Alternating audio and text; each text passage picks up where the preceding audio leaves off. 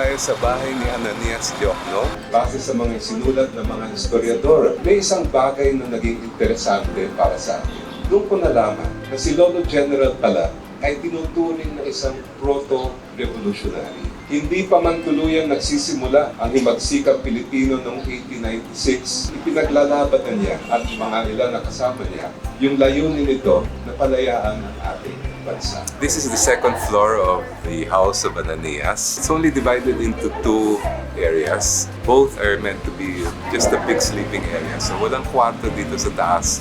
Puro tutulugan lang dahil malaki ang angkan ng mga Diokno. Ito yung old style design ng mga bahay na bato. Mapapansin nyo, pati yung bintana natin. You can see how ventilation worked in the old houses. Kilala nyo na ba yung mga anak natin? Ito mga tunay na biological children. Here's Julio. He's the number 5.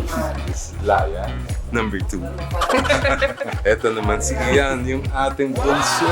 Ako, ang laki-laki ni Ian. He's so much bigger than I am. And turn around the camera, and that's Pepe, number 1. Hanggang ngayon, buhay yung pagmamahal sa bayan, yung pagpapahalaga sa katarungan, yung iting at tapang na pinamalas ni Lolo Chel. Buhay ito sa mga kababayan natin dito sa Taal, sa Batangas, at sa buong Pilipinas.